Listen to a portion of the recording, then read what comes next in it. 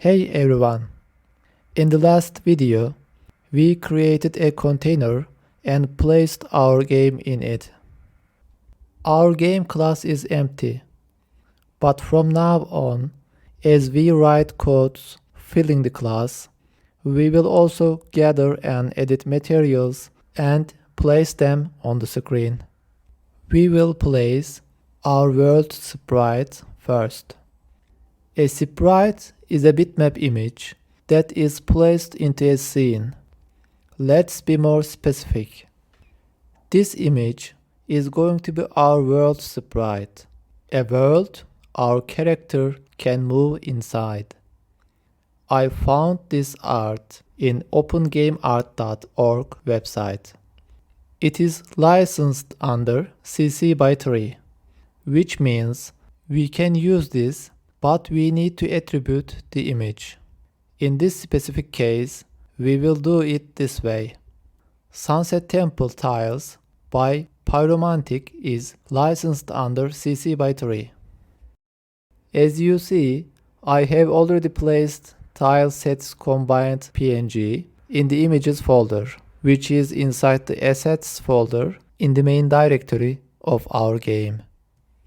And I have already cleaned the comments inside pubspec YAML file. Now I am going to scroll down under the material design line and I type assets. Then we need to specify the directory where we put our images in. Here also I will put my attribute line for the Sunset Temple image. Now let's switch to our game class and load the image file into our game. Android Studio warns us to get the dependencies. Now let's leave a line break and override the onload method of the Flame game. Pressing Ctrl O for override, Command O in Mac. This function is where we initialize our game and load materials. This should be future and shouldn't return anything, so it's void. This function has a future return type, so it's an asynchronous function. Async keyword makes our function asynchronous, which enables us to wait for an operation to complete. In this case, our sprite image will load from disk. We type await to make sure loading is completed before we use the sprite.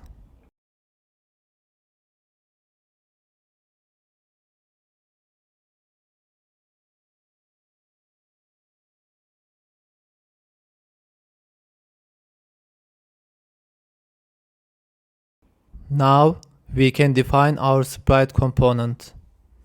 Sprite components enable us to play with sprites as we want to move or resize them.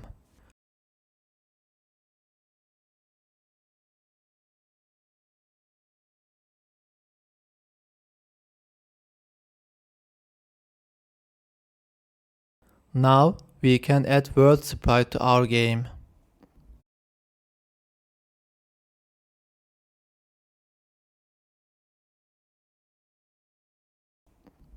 Let's run the app and see what happens.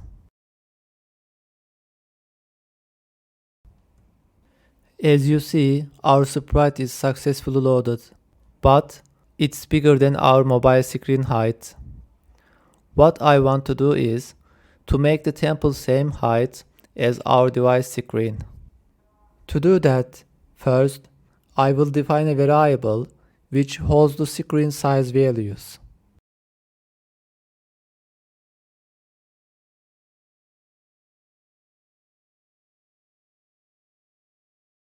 Since Flame doesn't have access to the screen size values directly, I need to pass the values to our game constructor.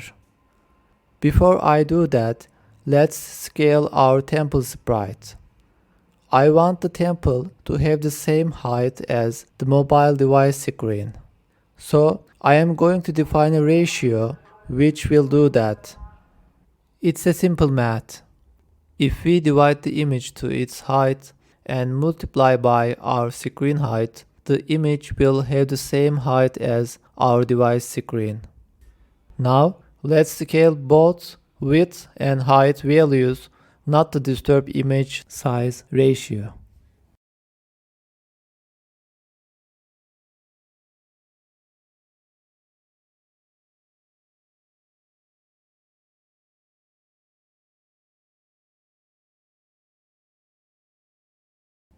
Now, let's go to main Dart file and pass screen values to our game.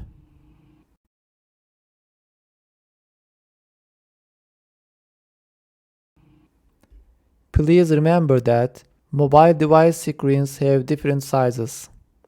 Thankfully, in Flutter, there is an easy way to get these values dynamically.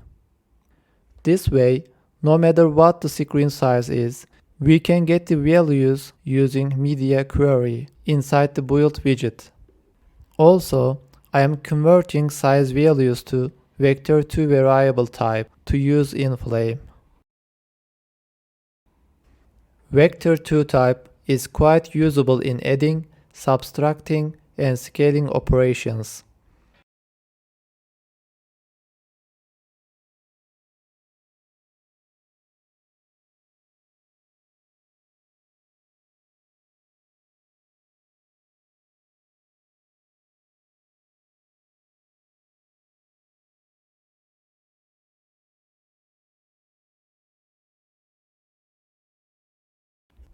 Let's pass these screen size values to our game.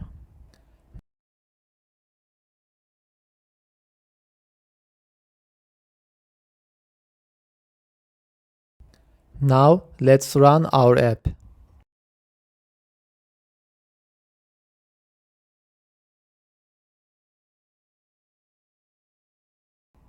As you see, the temple image resized to screen height. I want to create a simple game tile system to use in resizing and positioning game elements. If you don't plan to change your variables, you should make them final. What's more, in Dart, we can initiate variables after we initiate the class constructor. To do that, we use the keyword late. I am defining tilex variable for width-dependent values and tiley variable for height-dependent values. I am going to expand class constructor and initiate these tile variables.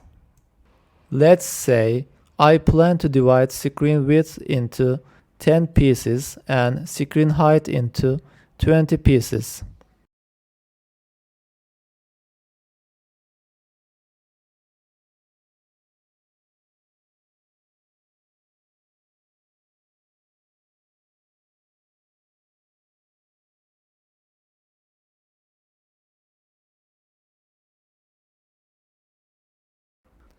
Now, if I want, I may change screen height to 20 times tile y.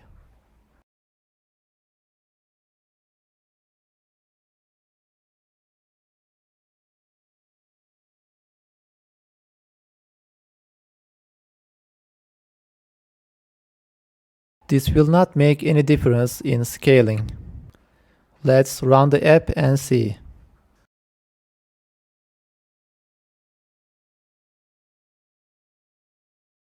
But if I wanted to make the temple half of the screen height, I may have set its ratio to 10 times of tile y. Let's change it back. As a final note, this will allow us to easily differentiate and use width and height as well as x and y values when we are dealing with materials or components in our game. This concludes our video. See you next time. Happy coding!